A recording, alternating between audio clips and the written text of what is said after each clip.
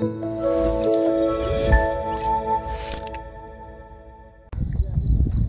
pagi warga jemaat, saudara di Galangniyang Ngabean Basi. Salam dari Puncak Tlomoyo. Berjumpa lagi kita bersama-sama dalam program Sarapan Rohani di pengakhir tahun 2022 ini. Untuk bersyukur bersama, mari kita satu dalam doa. Ya Tuhan, kami bersyukur penyertaan-Mu selama 1 tahun ini, hingga pagi hari ini bersama-sama kami bisa berkumpul di akhir tahun ini untuk bersama-sama mendengarkan sarapan rohani yang menguatkan kami di pagi hari ini, sehingga kami bisa menghadapi hari ini dan spesialnya pengakhir tahun ini ya Tuhan. Berfirman-Lah Tuhan, dan menjadilah inspirasi firman ini dalam hari kami dan menjelang tahun yang baru ini. Amin. Baiklah Bapak Ibu Saudara, firman Tuhan kita pada pagi hari ini terambil dari Sakaria 9 ayat 8 dan juga Roma 8 ayat 31b sampai 32. Pertama, Sakaria 9 ayat 8. Firman Tuhan berbunyi, "Aku berkemah dekat rumahku sebagai pengawal terhadap mereka yang lalu lalang. Tidak akan ada lagi penindas mendatanginya, sebab sekarang aku sendiri telah mengindahkannya." Dan firman Tuhan dalam Roma 8 ayat 31b sampai 32, firman Tuhan berbunyi, "Jika Allah di pihak kita, siapakah yang akan dapat melawan kita? Dia yang tidak menyayangkan anaknya sendiri, tetapi yang menyerahkannya bagi kita semua, bagaimanakah mungkin Ia tidak mengaruniakan segala sesuatu kepada kita bersama-sama dengan Dia?" Demikian benar firman Tuhan bagi kita, Bapak Ibu Saudara yang terkasih dalam Tuhan. Jika kita melihat firman Tuhan ini, kita bisa merenungkan di akhir tahun ini ya. Pertama, bagaimana ada nubuat Nabi Sakaria terhadap bangsa Yehuda, bangsa Israel yang dibuang ke Babel. Bagaimana di situ kita bisa melihat Tuhan itu berpihak kepada bangsa Israel ketika mereka digempur oleh bangsa-bangsa lain, sehingga Tuhan berkemah di sana. Padahal mereka berdosa dan juga menyimpang, bahkan mendua dari Allah sendiri. Dan di Roma kita lihat, di surat Roma ini Paulus juga menguatkan jemaat bagaimana Allah sendiri mengurniakan anaknya untuk kita, menyelamatkan kita dari dosa, bahkan menyelamatkan kita dari dosa. Kita yang dosa kan. Jadi kenapa Tuhan masih setia kepada kita, masih memihak kepada kita? Itu yang bisa kita ambil dari kedua firman Tuhan ini. Lalu perenungannya bagi kita, Tuhan begitu berkomitmen terhadap kita, memihak kita dalam segala kekurangan dan dosa-dosa kita.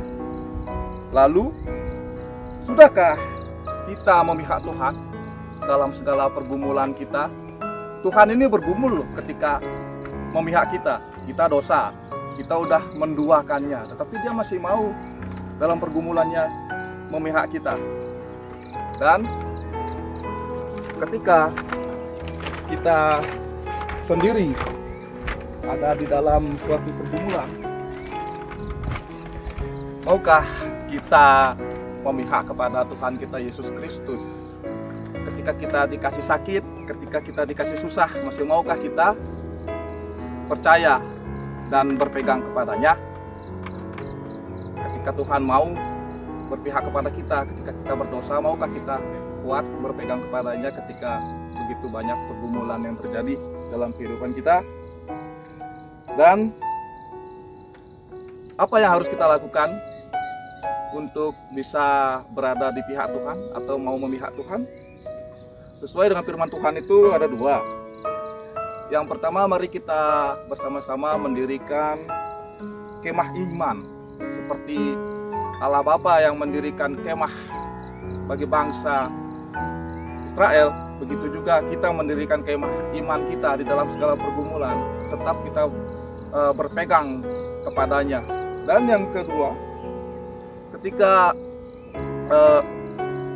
Tuhan sendiri mau memperkuat umatnya dalam berbagai pergumulan dan juga mau mengirimkan Sang Kristus untuk kita, marilah kita memperkuat kehidupan kita bersama, memperkuat persekutuan kita dalam kasih. Marilah kita saling mengasihi. Ketika iman kita sudah kuat, mari kita mengasihi sesama.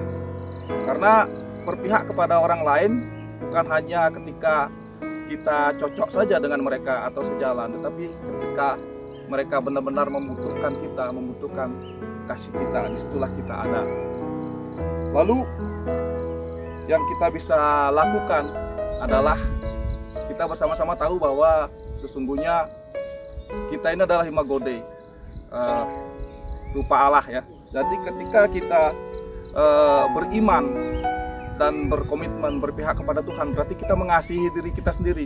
Ketika kita mengasihi diri kita sendiri, berarti kita mengasihi citra Tuhan yang ada di dalam diri kita. Dan ketika kita mengasihi sesama, sesama itu kan juga adalah gambaran Tuhan dalam kehidupan kita. Ketika kita mengasihi sesama, berarti kita juga telah mengasihi Tuhan di dalam kehidupan kita, di dalam keseharian kita. Begitulah cara kita memihak Tuhan. Demikian Bapak Ibu yang terkasih dalam Tuhan, biarlah firman Tuhan yang berjudul berpihak kepada Tuhan benar-benar kita lakukan dalam kehidupan kita dalam menyongsong tahun yang baru.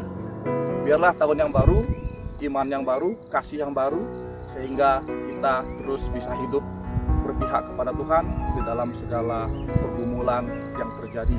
Tuhan Yesus memberkati kita semua. Mari kita tutup dalam doa. Tuhan, begitu besar kasih-Mu kepada kami di akhir tahun ini, sehingga Engkau mengaruniakan firman Tuhan di pagi hari ini untuk menguatkan kami memasuki tahun yang baru. Biarlah dengan firman ini kami bisa teguh di dalam iman dan juga teguh di dalam kasih kepada sesama. Jadilah kehendak Tuhan, biarlah tahun yang baru ini kami semakin hidup berpihak kepada-Mu Tuhan. Haleluya, amin. Selamat pagi semua, Tuhan Yesus memberkati. Selamat tahun baru.